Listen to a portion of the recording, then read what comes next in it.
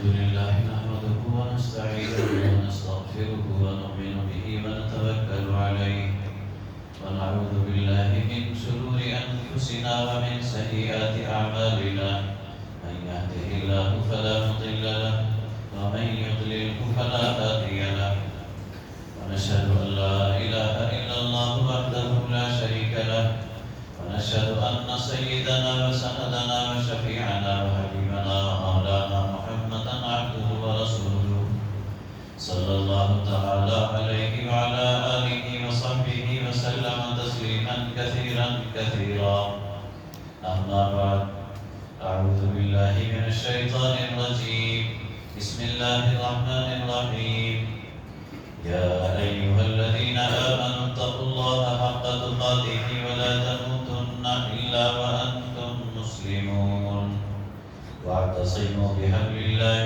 جميعا ولا تفرقوا واذكروا نعمة الله عليكم إذ كنتم أعداء فألف بين قلوبكم فأصبحتم بنعمته إخوانا وكنتم على شفا حفرة من النار فأنقذكم منها كذلك يبين الله لكم آياته لعلكم تهتدون صدق الله العظيم. حضرات سامعین کرام، اس وقت سورہ آل عمران کی 2 آیتیں میں نے تلاوت کی ہیں. آیت نمبر 102 اور 103. پہلی جو آیت ہے ان میں یا ایھا الذین آمنوا اتقوا اللہ حق تقاتہ، اے ایمان والو اللہ سے ڈرو جیسا کہ اس سے ڈرنے کا حق ہے. ولا تموتن الا وانتم مسلمون، اور تمہیں موت نہ آئے مگر مسلمان ہونے کی حالت میں، یعنی تمہاری موت اسلام پر ہی ہونی چاہیے. تو یہ تو لفظی ترجمہ ہے. اب اس کی کچھ وضاحت اور تشریح. اس آیت شریفہ میں اللہ تبارک و تعالیٰ نے تمام اہل ایمان کو خطاب کر کے فرمایا اتقوا اللہ حق تقاتہ، کہ اللہ سے ڈرو جیسا کہ اس سے ڈرنے کا حق ہے. تو اس میں اللہ تبارک و تعالیٰ نے تقوی کا تقاضا فرمایا ہے، تقوی کا مطالبہ ہے. یاد رکھیں تقوی دل کی کیفیت کا نام ہے. جس طرح ایمان دل میں ہوتا ہے، ایمان کا جو محل ہے، ایمان کی جو جگہ ہے وہ دل ہے، اسی طرح تقوی کا محل بھی دل ہے. اور تقوی اس کیفیت کا نام ہے جس میں اللہ تبارک و تعالیٰ کی عظمت اور کبریائی اور بڑائی کا استحضار بھی ہوتا ہے اور اس کی ناراضگی کا خوف بھی ہوتا ہے. اس کی بڑائی، عظمت اور کبریائی کے تصور کے ساتھ ساتھ اس کی ناراضگی کا خوف، یہ تقوی ہے. اگر یہ کیفیت نصیب ہو جائے بندہ مومن کو تو پھر گناہوں سے، برائیوں سے بچنا، معصیت سے اجتناب اس کے لیے بہت آسان ہو جاتا ہے، اور اللہ کے احکام کی تعمیل، اللہ تبارک و تعالیٰ کے حکموں کی تعمیل اس کے لیے آسان ہو جاتی ہے، اور اس کی نامرضیات سے، ناراضگی سے بچنا آسان ہو جاتا ہے. اسی لیے حدیث شریف میں آتا ہے، اللہ کے رسول صلی اللہ علیہ وسلم کا ارشاد منقول ہے التقوی ہا ہنا، کہ تقوی یہاں ہوتا ہے. یعنی تقوی کا جو محل ہے وہ دل ہے، وہ دل کی کیفیت کا نام ہے. اسی طرح حضرت ابی بن کعب رضی اللہ عنہ جو مشہور صحابی ہیں اور قرآن کے بڑے قاری، بڑے عالم تھے، ایک دفعہ امیر المؤمنین حضرت عمر فاروق رضی اللہ عنہ نے ان سے سوال کیا کہ اے قاری قرآن، آپ ذرا بتائیے کہ تقوی کی وضاحت کیا ہے، تقوی کا مطلب کیا ہے. تو حضرت ابی بن کعب رضی اللہ عنہ نے فرمایا کہ امیر المؤمنین، آپ یہ بتائیے کیا کبھی آپ کا کسی خاردار جنگل سے، خاردار وادی سے گزرنا ہوا ہے؟ جنگل جو ہوتے ہیں کچھ تو صحرا ہوتے ہیں جہاں ریتیلا میدان ہوتا ہے، لقب صحرا ہوتا ہے، اور جنگلات میں کچھ جگہیں ایسی ہوتی ہیں جہاں خاردار جھاڑیاں ہوتی ہیں. ان خاردار جھاڑیوں کے درمیان سے راستہ ہوتا تھا پہلے زمانے میں. آج کل تو ہائی ویز ہیں، بڑے بڑے روڈ بنے ہوئے ہیں، پہلے زمانے میں ایسا نہیں تھا. انہی خاردار جھاڑیوں کے درمیان سے لوگ گزرتے تھے. وہ ایک راستہ بنا ہوا ہوتا تھا. پہلے آپ نے بھی دیکھا ہوگا جو بزرگ حضرات ہیں، گاؤں دیہات میں کبھی جانا ہوا ہے تو کھیتوں کے درمیان سے لوگوں کے چلنے کی وجہ سے ایک راستہ بن جاتا تھا، جس کو بٹیا بولتے تھے، راستہ بولتے تھے. چھوٹا سا راستہ ہوتا تھا جس سے لوگ چل کر کے گزرتے تھے. بیل گاڑی وغیرہ کا راستہ الگ ہوتا تھا. پیدل چلنے والوں کے لیے بھی راستے بنے ہوئے ہوتے تھے جو شارٹ کٹ میں درمیان سے جھاڑیوں کے درمیان سے گزر جاتے تھے. تو حضرت ابی بن کعب رضی اللہ عنہ نے فرمایا کہ امیر المؤمنین، کیا آپ کبھی کسی خاردار جھاڑیوں کے جنگل سے گزرے ہیں؟ امیر المؤمنین نے فرمایا کہ جی ہاں، ایسا تو کئی دفعہ ہوا ہے. تو حضرت ابی بن کعب رضی اللہ عنہ نے فرمایا کہ ذرا یہ بتائیے کہ ان جھاڑیوں کے درمیان سے جب آپ گزرتے ہیں تو کس طرح گزرتے ہیں؟ امیر المؤمنین نے فرمایا کہ اپنے کپڑوں کو سمیٹتے ہوئے گزرتے ہیں. کہیں ہمارا جبہ، ہمارا تہبند، ہماری لنگی، ہمارا کپڑا جھاڑیوں میں نہ لگ جائے، اس لیے ہم بچتے بچاتے احتیاط کے ساتھ کپڑوں کو سمیٹتے ہوئے جھاڑیوں کے درمیان سے گزرتے ہیں. تو حضرت ابی بن کعب رضی اللہ عنہ نے فرمایا کہ اس مثال سے آپ سمجھ لیجئے کہ بس یہی تقویٰ ہے. تقویٰ احتیاط ہی کا نام ہے، تقویٰ پرہیز ہی کا نام ہے، اپنے آپ کو بچانے کا نام تقویٰ ہے. یہ دنیا ایک خاردار جنگل ہے، کانٹے دار جھاڑیوں سے بھرا ہوا ہے. گناہوں کے کانٹے ہیں، اللہ کی نافرمانیوں کے کانٹے ہیں، بڑے بڑے جھاڑ ہیں، بڑے بڑے کانٹے دار درخت ہیں. معصیت کے، گناہوں کے، برائیوں کے شیطان نے جال بچھا رکھے ہیں. تو اس دنیا میں رہنا بھی ہے، جینا بھی ہے، گزرنا ہے، سارے کام کرنے ہیں. گوشے میں تو بیٹھ کے نہیں رہ سکتے، صرف مسجد میں بیٹھ کر تو زندگی نہیں ہو سکتی. بازار میں بھی جانا پڑے گا، آفسوں میں بھی جانا پڑے گا، کاروبار بھی کرنا پڑے گا، یا ملازمت کرنی پڑے گی، نوکری کرنی پڑے گی، سارے کام کرنے ہیں. لیکن اپنے آپ کو بچاتے ہوئے، اپنے دامن کو بچاتے ہوئے، کہ کہیں ہمارا دین اور ایمان کا جو دامن ہے وہ ان جھاڑیوں میں، ان کانٹوں میں الجھ کر پھٹ نہ جائے. ہماری چادر ایمان کی، شرم و حیا کی ہماری چادر، پاک دامنی کی ہماری چادر تار نہ ہو جائے، پھٹ نہ جائے. تو احتیاط کا نام، پرہیز کا نام تقویٰ ہے. اسی لیے عام زبان میں کہتے ہیں کہ تقویٰ نام ہے پرہیزگاری کا. اور حضرت علی رضی اللہ عنہ نے اس کی اور وضاحت فرمائی ہے. اب بعض لوگوں کو یہ اشتباہ ہوتا ہے، مغالطہ ہوتا ہے کہ تقویٰ تو صرف دل کی کیفیت کا نام ہے، اس میں کچھ کرنے کی ضرورت نہیں ہے. ایسے بھی تھوڑے روشن خیال لوگ ہیں جو اپنے آپ کو پڑھے لکھا سمجھتے ہیں اور معلوم سمجھتے ہیں. وہ سمجھتے ہیں کہ تقویٰ تو بس دل کی ایک چیز ہے، اس کے لیے کچھ کرنے کی ضرورت نہیں ہے. اور وہ اس میں اتنا آگے بڑھ جاتے ہیں، سارے لمٹ پار کر جاتے ہیں. کہتے ہیں وہ اپنے خیال میں سمجھتے ہیں، زبان سے بھی کبھی کبھی کہہ دیتے ہیں، زبان سے اگر نہ بھی کہیں لیکن ان کا خیال یہی ہوتا ہے، ان کا عمل یہی بتاتا ہے، ان کی زندگی یہی بتاتی ہے کہ نماز روزہ کی ضرورت ہے، نہ فرائض کی ادائیگی کی ضرورت ہے، نہ اور کسی احکام کی تعمیل کی ضرورت ہے. بس دل میں تقویٰ وہ کافی ہے، بیڑا پار ہے. تو یہ بہت بڑا دھوکہ ہے. حضرت علی رضی اللہ عنہ نے وضاحت فرمائی ہے.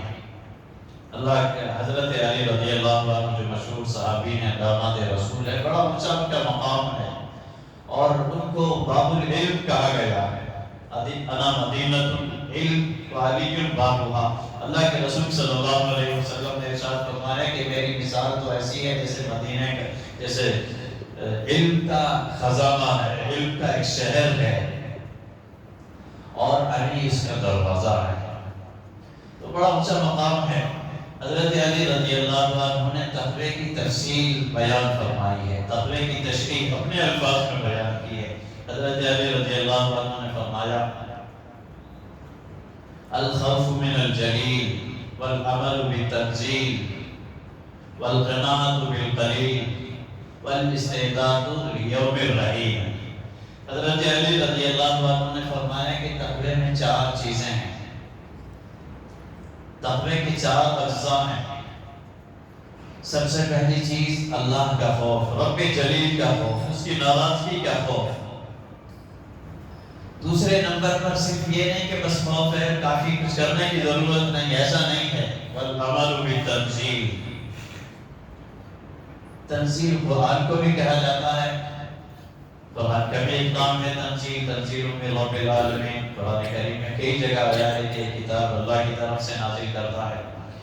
اور تنزیل شریعت کو بھی کہتے ہیں، چاہے وہ قرآن کی شکل میں ہو یا اللہ کے رسول صلی اللہ علیہ وسلم کی تعلیمات کی شکل میں ہو، وہ بھی وحی الہی ہے۔ اللہ کے رسول صلی اللہ علیہ وسلم کے جو ارشادات ہیں، آپ کی جو تعلیمات ہیں، وہ بھی اللہ ہی کی طرف سے ہے، وہ بھی وحی الہی۔ فرق یہ ہے کہ قرآن وحی متلو ہے، اس کی تلاوت کی جاتی ہے، اور احادیث رسول صلی اللہ علیہ وسلم، اللہ کے رسول صلی اللہ علیہ وسلم کی جو تعلیمات اور ارشادات ہیں، جن کو ہم احادیث کہتے ہیں، وہ وحی غیر مطلوب ہے کہ تلاوت نمازوں میں نہیں ہوتی، لیکن وہ بھی اللہ ہی کی طرف سے ہے۔ تو تنزیل کے مفہوم میں وہ بھی شامل ہیں۔ حضرت علی رضی اللہ عنہ فرماتے ہیں والعمل بالتنزیل، قرآن اور حدیث، یا دوسرے الفاظ میں دونوں کا مجموعہ شریعت ہے۔ شریعت میں قرآن بھی ہے، حدیث بھی ہے۔ تو حضرت علی رضی اللہ عنہ فرماتے ہیں والعمل بالتنزیل، کہ شریعت مصطفیہ پر، شریعت محمدیہ پر عمل کرنا، یعنی قرآن اور حدیث کی تعلیمات پر عمل کرنا، یہ بھی تقوی کے مفہوم میں شامل ہے، یہ بھی لازم اور ضروری ہے۔ جن لوگوں کو مغالطہ ہوتا ہے کہ تقویٰ تو صرف دل کی کیفیت کا نام ہے، کچھ کرنے کی ضرورت نہیں، ان کے لیے عرض ہے الحمدللہ مسلمان کرام میں تو ایسا کوئی نہیں ہوگا، لیکن بہرحال کچھ لوگ ہیں ان تک کسی نہ کسی ذریعے سے بات پہنچ سکتی ہے۔ بغیر نماز کے تو مسلمان بھی برقرار نہیں رہتا، اس کا مسلمان بنے رہنا بھی مشکل ہے، بغیر نماز کے متقی ہونا تو دور کی بات ہے۔ اسی طرح دوسرے جو فرائض ہیں، اسلام کے بنیادی ستون ہیں، ارکان ہیں، ان کو انجام دیے بغیر، ان کی ادائیگی کے بغیر تو مسلمان بھی صحیح معنی میں کہلانے کے لائق نہیں ہوتا۔ تو متقی ہونا تو بہت بڑی بات ہے، بہت اونچی چیز ہے تقویٰ۔ تو بہرحال حضرت علی رضی اللہ عنہ فرماتے ہیں کہ رب جلیل کا خوف اور خشیت دل میں ہو، اور قرآن حدیث پر، تنزیل رب العالمین پر عمل ہو، اللہ اور اس کے رسول کے احکامات کے مطابق عمل ہو، پریکٹیکل زندگی قرآن حدیث کے مطابق ہو۔ اور تیسرے نمبر پر فرمایا والقناعۃ بالقلیل، تھوڑی سی دنیا پر قناعت، جو اللہ دے دے اس پر قانع ہو جائے، اللہ جس حال میں رکھے اس پر مطمئن ہو، قناعت پسند ہو، حویث نہ ہو، دنیا کی حیث نہ ہو۔ یاد رکھیں ایک چیز ہوتی ہے آگے بڑھنے کی کوشش کرنا، محنت کرنا، جد و جہد کرنا، اس کی اجازت ہے، یہ جائز ہے، یہ کوئی بری چیز نہیں ہے، اس کا تو حکم بھی دیا گیا ہے۔ جو حلال طریقے سے، جائز طریقے پر محنت کرتے ہیں کمانے کے لیے، آگے بڑھنے کے لیے، وہ تو ایک طرح کی عبادت ہے، وہ بھی ایک فرض ہے۔ بلکہ حدیث شریف میں اللہ کے رسول صلی اللہ علیہ وسلم نے صاف طور پر فرمایا کسب الحلال فریضۃ بعد الفریضہ، کہ نماز روزوں کے فریضے کے بعد حلال کمانا یہ بھی ایک فریضہ ہے، یہ بھی ایک عبادت ہے، لیکن نماز روزے کے بعد اللہ کے احکام کی تعمیل کے ساتھ ساتھ ہوگا تو عبادت ہوگا، اور اگر ان احکامات کو پامال کر کے ہوگا، نماز جیسے اہم فریضے کو پامال کر کے ہوگا، تو پھر وہ کھانا کمانا عبادت نہیں ہوگا، وہ پھر دنیا ہے، وہ پھر جہنم میں لے جانے والی دنیا ہے۔ دنیا اسی کا نام ہے جو اللہ اور اس کے رسول سے دور کر دے، اللہ اور اس کے احکام کی، اللہ اور اس کے رسول کے احکامات سے، تعلیمات سے دور کر لے جائے، وہ دنیا ہے۔ اس دنیا کی مذمت ہے، برائی ہے، اس دنیا کو فتنہ بتایا گیا ہے، وبال بتایا گیا ہے، عذاب کا ذریعہ بتایا گیا ہے۔ لیکن اگر اللہ اور اس کے رسول صلی اللہ علیہ وسلم کے احکامات کی تعمیل کے ساتھ ہو، اللہ اور اس کے رسول کی اطاعت کے ساتھ ہو، کھانا کروانا وہ جائز ہے، حلال ہے، بلکہ اس کو ایک عبادت بھی کہہ سکتے ہیں۔ لیکن اس سے آگے بڑھ کر حرص اور حوث کی حد تک چلے جانا ہے کہ ہر وقت وہی دھن، آگے بڑھنا ہے، اور زیادہ کمانا ہے، اور زیادہ آگے بڑھنا ہے، چاہے کسی بھی قیمت پر ہو، اس کے لیے چاہے جھوٹ بولنا پڑے، کسی کو دھوکہ دینا پڑے، فراڈ کرنا پڑے، چیٹنگ کرنا پڑے۔ اس حد تک اگر آدمی کو لے جائے دنیا کی حرص اور حوث، تو یاد رکھیں یہ چیز اس کی دین کو برباد کر دیتی ہے، اور یہ چیز انسان کی آخرت کو تباہ برباد کر دیتی ہے، اس کو لائن سے ہٹا دیتی ہے۔ تو قناعت کہتے ہیں کہ اللہ تبارک و تعالیٰ نے جو دیا ہے، جائز اور حلال طریقے کے مطابق محنت اور کوشش کر رہا ہے، پھر اللہ نے جو اسے مقدر میں لکھا ہے اس پر وہ قانع ہو، مطمئن ہو، بے چینی نہ ہو، بے صبری نہ ہو، حرص اور حوث میں آدمی اپنا چین و سکون غارت نہ کر دے، تو اس کو کہتے ہیں قناعت۔ تو یہ محنت کرنے کے خلاف نہیں ہے، محنت تو کرنا ہے، جائز اور حلال طریقے کے مطابق اللہ کے احکامات کی پابندی کے ساتھ حلال طریقے پر کسب حلال کے لیے محنت کرنا ہے، یہ قناعت کے خلاف نہیں ہے، لیکن حرص اور حوث نہیں ہونی چاہیے کہ آپ رات دن اسی میں پریشان ہیں، اسی ٹینشن میں ہیں، یہ نہیں ہونا چاہیے۔ بندہ مومن کے دل میں حرص اور حوث دنیا کی نہیں ہونی چاہیے، ورنہ پھر وہ آخرت کو پیچھے چھوڑ دیتا ہے، اللہ اور اس کے رسول کے احکامات کو پیچھے چھوڑ دیتا ہے، اور دنیا ہی کے پیچھے بھاگتا رہتا ہے۔ تو بہرحال حضرت علی رضی اللہ عنہ فرماتے ہیں کہ تقوی کے لیے یہ بھی ضروری ہے کہ جو اللہ رب العالمین نے دے دیا ہے اس پر بندہ قناعت پسند ہو، مطمئن ہو، اپنے مالک کی تقسیم پر راضی ہو۔ یاد رکھیں جو مالک کی تقسیم پر راضی ہوتا ہے، قناعت پسند ہوتا ہے، وہ بہت ساری برائیوں سے، بہت ساری بیماریوں سے بچا رہتا ہے۔ نہ تو اس کو کسی سے حسد ہو سکتا ہے، وہ حسد کی بیماری میں مبتلا نہیں ہوگا، وہ جانتا ہے کہ یہ میرے رب کی تقسیم ہے، میرے رب نے میرے لیے اتنا لکھا ہے، میرے اس بھائی کے لیے اتنا لکھا ہے، اس کے لیے اتنا لکھا ہے، یہ اس کی دین ہے، اس کی عطا، اس کی بخشش ہے، مجھے کوئی حق نہیں ہے اس کی تقسیم پر اعتراض کرنے کا، ناراض ہونے کا، کسی سے جلنے کا، حسد کرنے کا، مجھے کوئی حق نہیں پہنچتا۔ وہ مطمئن رہے گا کہ میرے لیے اسی میں خیر ہے، میرے رب نے مجھے جس حال میں رکھا ہے، میرے رب سے بڑھ کر میرا کوئی خیر خواہ نہیں ہو سکتا، میرے لیے کتنا بہتر ہے، کتنا سوٹیبل ہے، میرا رب زیادہ بہتر جانتا ہے۔ تو بہرحال مختصر کرتا ہوں میں بات کو، حضرت علی رضی اللہ عنہ نے فرمایا کہ تقوی کے مفہوم میں یہ بھی شامل ہے کہ بندہ قناعت پسند ہو، جو اللہ نے دے دیا ہے اس پر راضی برضا ہو۔ اور چوتھے نمبر پر فرمایا بل استعداد لیوم الرحیل، کہ دنیا کے معاملے میں تو قناعت پسند ہو، مطمئن ہو، اور آخرت کے معاملے میں فکر مند ہو۔ بل استعداد لیوم الرحیل، آخرت کی تیاری میں لگا رہتا ہو، آخرت کی تمنا، آخرت میں آگے بڑھنے کی، زیادہ سے زیادہ نیکیاں کمانے کی، میرا رب کس طرح راضی ہو سکتا ہے، کن کاموں سے، کس راستے سے، میرے کس قدم سے، کس عمل سے راضی ہو سکتا ہے، اور کس عمل سے وہ ناراض ہوتا ہے، اس کا خوف۔ وہ تو سب سے پہلی چیز آ گئی، سب سے پہلے نمبر پر الخوف من الجلیل، رب جلیل کا خوف دل میں ہو۔ تو بہرحال تقوی کے مفہوم میں یہ چاروں چیزیں شامل ہیں، اللہ رب العالمین کا خوف و خشیت بھی دل میں ہو، اس کی ناراضگی کا خوف ہو، اور قرآن حدیث کے مطابق عمل ہو، اور تیسری چیز جیسا کہ حضرت علی رضی اللہ عنہ نے فرمایا کہ دنیا کے معاملے میں قناعت پسند ہو، اللہ کی تقسیم پر راضی ہو، مطمئن ہو، اور آخرت کے معاملے میں زیادہ سے زیادہ فکر ہو، آخرت کی تیاری کی فکر ہو۔ اللہ تبارک و تعالیٰ یہ صفات ہم تمام کو نصیب فرمائے۔ بہرحال اللہ تبارک و تعالیٰ نے اس آیت شریفہ میں فرمایا یا ایھا الذین آمنوا اتقوا اللہ حق تقاتہ، اے ایمان والو اللہ سے ڈرو جیسا کہ اس سے ڈرنے کا حق ہے۔ ایک اور حدیث یاد آ گئی تقوی کے مفہوم میں، ایک دفعہ اللہ کے رسول صلی اللہ علیہ وسلم نے اس آیت شریفہ کے نازل ہونے کے بعد اپنے حاضرین سے، صحابہ کرام سے فرمایا کہ اے لوگو اللہ سے ڈرو جیسا کہ اس سے ڈرنے کا حق ہے۔ تو حاضرین نے، صحابہ کرام نے عرض کیا یا رسول اللہ کا شکر ہے تو اللہ سے ڈرتے ہیں، اللہ کا خوف تو الحمدللہ ہمیں نصیب ہے آپ کی صحبت کی برکت سے، تقویٰ تو ہے الحمدللہ۔ اللہ کے رسول صلی اللہ علیہ وسلم نے ارشاد فرمایا کہ نہیں، صرف اتنا نہیں، اتنا کہہ دینے سے کام نہیں چلے گا، بلکہ جو اللہ سے ڈرے گا، جو اللہ کا تقویٰ اختیار کرے گا، جو متقی بننا چاہتا ہے، اس کو چاہیے فَلْيَحْفَظِ الرَّأْسَ وَمَا وَعَى وَالْبَطْنَ وَمَا هَوَى۔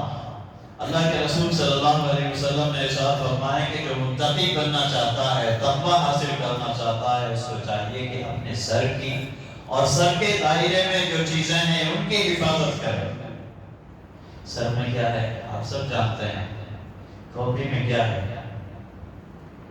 دماغ ہے، بھیجا ہے، میموری ہے، اصل مشین تو وہی ہے۔ تو اللہ کے رسول صلی اللہ علیہ وسلم نے ارشاد فرمایا کہ تمہارے سر میں جو ہے، یعنی تمہارا دماغ، تمہاری میموری، اور سر کے دائرے میں دماغ کے علاوہ بھی اور کئی چیزیں ہیں، اسی سر کا یہ حصہ کہلاتا ہے، اس کے دائرے میں دماغ کے علاوہ آنکھیں ہیں، زبان ہے، کان ہے، یہ سب سر کے دائرے میں آتا ہے۔ اللہ کے رسول صلی اللہ علیہ وسلم نے ارشاد فرمایا کہ جو تقویٰ حاصل کرنا چاہتا ہے، متقی بننا چاہتا ہے، اس کے لیے ضروری ہے کہ اپنے سر کی اور سر کے دائرے میں جو کچھ ہے، یعنی اپنے ذہن اور دماغ کی، اپنے آنکھوں کی، نظر کی، اپنے کانوں کی، اپنی زبان کی بھی حفاظت کرے۔ اور فرمایا وَالْبَطْنَ وَمَا هَوَى، اور جو کچھ پیٹ کے دائرے میں ہے، سینہ اور پیٹ ایک ہی دائرے میں آتا ہے، ایک ہی حصہ ہے بدن کا۔ تو اللہ کے رسول نے فرمایا وَالْبَطْنَ وَمَا هَوَى، پیٹ اور جو کچھ پیٹ کے دائرے میں ہے اس کی بھی حفاظت کر۔ پیٹ کی حفاظت کیا ہے؟ حرام روزی سے حفاظت کرنا ہے، حرام لقمے سے حفاظت کرنا ہے، اور پیٹ ہی کے دائرے میں دل بھی آتا ہے، تو دل کی بھی حفاظت کرنا ہے، دل کی بھی حفاظت کرنا ہے برے خیالات سے۔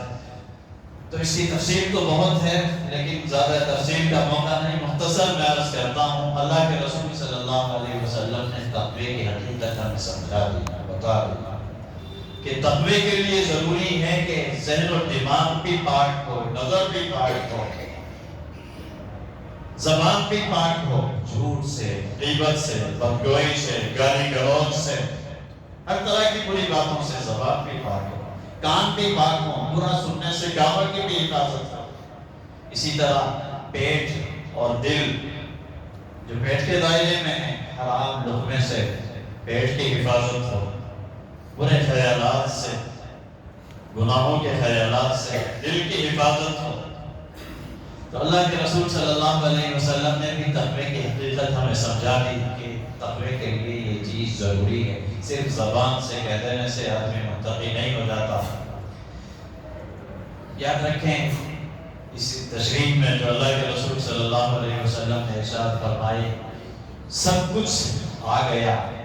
آج ہمارا حال یہ ہے کہ ہم اپنے آپ کو متقی پرہیزگار سمجھتے ہیں، اللہ کی توفیق سے نماز روزہ کر لیتے ہیں، کچھ سنتوں پر بھی عمل ہو گیا، وضاحت بھی اپنی دیندار کی سی بنا لی، لیکن ذرا سوچیں کیا ہم صحیح معنی میں تقوی کہاں پیدا کر رہے ہیں؟ جھوٹ سے ہم پرہیز نہیں کر پاتے، جھوٹ سے ہم پرہیز نہیں کرتے، جہاں موقع ملتا ہے، جہاں کچھ دکھتا ہے کہ کچھ فائدہ ہو سکتا ہے، پھٹ سے جھوٹ بول جاتے ہیں۔ حالانکہ جھوٹ اتنا سنگین جرم ہے، اتنا بڑا گناہ ہے۔ اللہ کے رسول صلی اللہ علیہ وسلم نے ارشاد فرمایا کہ مسلمان سے سب گناہ ہو سکتے ہیں، لیکن مسلمان جھوٹا نہیں ہو سکتا۔ جھوٹا آدمی، اور خاص طور سے جو جھوٹ کا عادی ہو، ایک تو ہے کہ کبھی زندگی میں ایک آدھ دفعہ ایسا موقع آ گیا، جھوٹ زبان سے نکل گیا، اللہ تعالیٰ غفور رحیم ہے، توبہ استغفار کر لے گا، اللہ معاف کر دیں گے، لیکن ایک ہے جھوٹ کی عادت، کاروبار میں، لین دین میں جھوٹ کی عادت بن گئی ہے۔ اللہ کے رسول صلی اللہ علیہ وسلم نے ارشاد فرمایا کہ یہ منافق کی نشانی ہے، یہ منافق کی خصلت ہے۔ اللہ تعالیٰ ہماری سب کی حفاظت فرمائے۔ تو بہرحال جھوٹ ہے، امانت میں خیانت ہے، بددینی ہے۔ خیانت کا معاملہ بھی ایسا سنگین ہے، اللہ کے رسول صلی اللہ علیہ وسلم نے ارشاد فرمایا لا ایمان لمن لا امانۃ لہ۔ یہ اعلان اللہ کے رسول صلی اللہ علیہ وسلم جمعے کے خطبوں میں فرماتے تھے، ممبر سے، ممبر رسول سے، زبان رسالت سے اکثر یہ اعلان ہوتا تھا لا ایمان لمن لا امانۃ لہ، کہ جس میں امانت داری نہیں ہے اس کے ایمان کا، دین کا کوئی بھروسہ نہیں۔ اللہ اس کے رسول کے یہاں اس کے دین اور ایمان کا کوئی اعتبار نہیں۔ ذرا سوچیں، آج ہم لوگوں میں مسلمان، جو ہم اپنے آپ کو مسلمان بھی کہتے ہیں، دیندار بھی کہتے ہیں، اور اپنے حماقت کی وجہ سے اپنے آپ کو متقی بھی سمجھتے ہیں، لیکن امانت میں خیانت کا بھی ارتکاب کر جاتے ہیں۔ حالانکہ اللہ کے رسول فرماتے ہیں کہ جہاں امانت نہیں وہاں ایمان نہیں رہتا۔ ایمان اور امانت دونوں کا چوری دامن کا ساتھ ہے، اور یہ تو عرف عام میں بھی، زبان میں بھی ہم سب جانتے ہیں ایمانداری کسے کہتے ہیں۔ بہت سارے غیر ہوتے ہیں جنہوں نے کلمہ نہیں پڑھا اللہ اور اس کے رسول کا، لیکن زبان کے سچے ہوتے ہیں، پکے ہوتے ہیں، لین دین کے معاملات کے صاف ہوتے ہیں، تو ان کو بھی کہا جاتا ہے کہ یہ ایماندار ہے۔ ایمانداری کا مطلب امانت داری۔ اور بہت سارے مسلمان ہیں، اللہ اور اس کے رسول کا کلمہ پڑھتے ہیں، دیندار ہیں، جبہ قبہ بھی ہے، سب ہے، لیکن ایمانداری تو اس کو کہتے ہیں یہ بے ایمان ہے۔ کہتے ہیں نہیں کہتے؟ جو امانت میں خیانت کرتا ہے، جو دھوکہ دیتا ہے، اس کو بے ایمان کہا جاتا ہے۔ تو یہ ایسے ہی نہیں کہا جاتا، یہ حقیقت ہے۔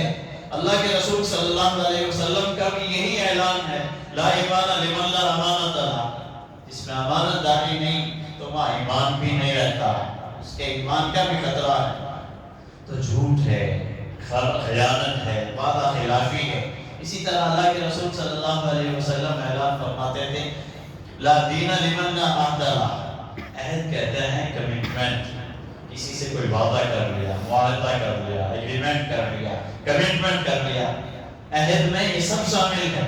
اللہ کے رسول صلی اللہ علیہ وسلم نے ارشاد فرمایا کہ جس نے عہد کی، معاہدے کی پاسداری نہیں کی، اس کی پابندی نہیں کی، اسے نہیں نبھایا، فرمایا لا دین لمن لا عہد لہ، اس کی دینداری کا اعتبار نہیں۔ اللہ اور اس کے رسول کے یہاں اس کی دینداری قابل قبول نہیں ہے۔ تو بہرحال تقوی کے مفہوم میں یہ ساری چیزیں شامل ہے۔ اللہ تعالیٰ ہمیں ہم سب کو صحیح معنی میں متقی بنائے۔ تو اللہ تبارک و تعالیٰ فرماتے ہیں یا ایھا الذین آمنوا اتقوا اللہ حق تقاتہ، اے ایمان والو اللہ سے ڈرو جیسا کہ اس سے ڈرنے کا حق ہے، ولا تموتن الا وانتم مسلمون، اور تمہیں موت نہ آئے مگر مسلمان ہونے کی حالت میں۔ مسلمان ہو کر ہی مرنا، اسلام ہی کی حالت میں موت آنی چاہیے۔ موت اسلام کی حالت میں اپنے ہاتھ میں نہیں ہے، انسان کے اپنے بس کی چیز نہیں ہے۔ پھر یہ مطالبہ کیوں ہے؟ انسان کے اختیار میں بھی ہے، کس طرح زندگی اسلام پر ہو تو انشاءاللہ موت بھی اسلام پر آئے گی۔ اللہ کے رسول صلی اللہ علیہ وسلم نے ارشاد فرمایا کہ تمہاری موت اسی حالت میں آئے گی جس حالت میں تمہاری زندگی گزری ہوگی۔ اگر ہماری زندگی اسلام کے مطابق ہے، ایمانداری کے ساتھ اسلام پر ہماری زندگی گزری ہے، تو انشاءاللہ موت بھی اسلام پر ہی آئے گی۔ اور فرمایا وَتُحْشَرُونَ كَمَا تَمُوتُونَ، اور جس حالت میں موت آئے گی اسی حالت میں پھر حشر بھی ہوگا۔ تو جس حالت میں جیسی آدمی کی زندگی ویسی موت، اور جیسی موت ویسا ہی حشر و نشر ہوگا۔ تو اس کا کہنے کا مطلب، اللہ تبارک و تعالیٰ کے اس فرمان کا مطلب یہی ہے کہ تمہاری زندگی اسلامی ہونی چاہیے، تو انشاءاللہ موت بھی تمہاری اسلامی ہوگی، اسلام پر ہوگی۔ اللہ تعالیٰ بندوں کے ساتھ یہ زیادتی نہیں کرتے کہ ایک آدمی ایمانداری سے، اخلاص کے ساتھ مسلمان بن کر جیا ہو، اللہ اور اس کے رسول کا تابع فرمان رہا ہو، تقوی کی زندگی، اسلامی اور ایمانی زندگی اس نے گزاری ہو، اور اللہ تبارک و تعالیٰ موت کے وقت اسے اسلام سے محروم کر دے۔ اللہ تعالیٰ اپنے بندوں کے ساتھ ایسا ظلم نہیں کرتے۔ اللہ کی رحمت سے یہ چیز بعید ہے، البتہ ایسا ہوتا ہے کہ انسان کے کسی برے عمل کی نحوست سے وہ اس کا خاتمہ ایمان کے بغیر ہو جائے، کوئی ایسا سنگین گناہ کر بیٹھا، کوئی ایسا بڑا گناہ کر بیٹھا جو اللہ کی نظر میں بہت سنگین ہے، کوئی ایسی حرام کاری میں مبتلا تھا، کوئی ایسے گناہ میں مبتلا تھا کہ جس کی نحوست سے وہ ایمان سے محروم ہو جائے۔ ایسے واقعات ہوتے ہیں، لیکن عام طور سے اللہ تبارک و تعالیٰ اپنے بندوں کے ساتھ ایسا نہیں کرتے کہ خواہ کسی کو ایمان سے محروم کر کے دنیا سے اٹھائے، جبکہ اس کی زندگی پاکیزہ ہو، صاف ستھری ہو، اسلامی اور ایمانی ہو، تقوی کی ہو، تو اللہ تعالیٰ اس کو اسلام سے محروم نہیں کرتے، انشاءاللہ اس کا خاتمہ ایمان پر ہی ہوگا۔ البتہ ایسا ہوتا ہے کہ زندگی بھر کافر و مشرک تھا یا گنہگار تھا، نافرمان تھا، اللہ تبارک و تعالیٰ کو اس کی کوئی نیکی، کوئی ادا ایسی پسند آ گئی، آخری وقت میں اللہ تعالیٰ اسے ہدایت سے نواز دیتا ہے، اسے توبہ کی توفیق ہو جاتی ہے، کلمے کی توفیق ہو جاتی ہے، اور اس کا خاتمہ ایمان و اسلام پر ہو جاتا ہے۔ ایسے بہت سارے واقعات پیش آتے ہیں، یہ اللہ کی دین ہوتی ہے، اللہ کا فضل ہوتا ہے۔ سب کو اس امید پر نہیں رہنا چاہیے کہ اللہ تو غفور رحیم ہے، نواز بھی ہے، کہ یہ کوئی دستور اور قانون نہیں ہے اللہ کا، یہ خصوصی اور اسپیشل معاملہ ہوتا ہے کسی کے ساتھ، کسی کی ادا پر، کسی کی کسی نیکی پر اللہ تبارک و تعالیٰ نواز دیتے ہیں، ورنہ عام دستور اللہ کا یہی ہے، عادت اللہ یہی ہے کہ جیسی زندگی ویسی موت، اور جیسی موت ویسا حشر۔ تو اللہ تبارک و تعالیٰ فرماتے ہیں کہ تمہیں اسلام پر ہی موت آنی چاہیے، یعنی تمہاری زندگی اسلام کے مطابق ہی گزرنی چاہیے۔ اللہ تبارک و تعالیٰ اس کی ہم تمام کو توفیق عطا فرمائے۔ اسلام پر جینے کی، اسلام پر مرنے کی فکر ہمیں اپنی بھی کرنی ہے، اپنی نسلوں کی بھی کرنی ہے۔ یاد رکھیں، صرف اپنی نہیں، اپنی نسلوں کی بھی فکر کرنی ہے۔ اس کے لیے الحمدللہ آپ سنتے رہتے ہیں علماء کی مجلسوں میں، تفسیر کی مجلسوں میں، بیانات میں، کہ کیا کیا چیزیں ضروری ہیں، اپنی نسلوں کی فکر کس طرح کرنی ہے۔ اللہ تبارک و تعالیٰ ان باتوں کو ہمیں سمجھنے کی، ان کے تقاضوں پر عمل کی ہمیں توفیق بخشے۔ وآخر دعوانا الحمدللہ رب العالمین۔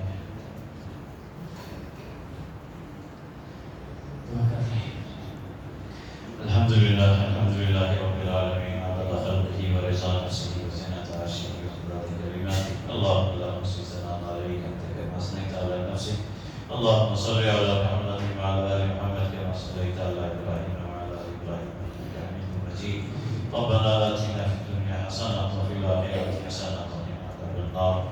اے مولا کریم، پروردگار عالم، اس وقت آپ کے اس پاک گھر میں آپ کے مقدس کلام کی تعلیمات کو، اس کے پیغام کو سننے سنانے کے لیے ہم سب جمع ہوئے ہیں۔ مولا ہمارے کہنے سننے کو قبول فرما۔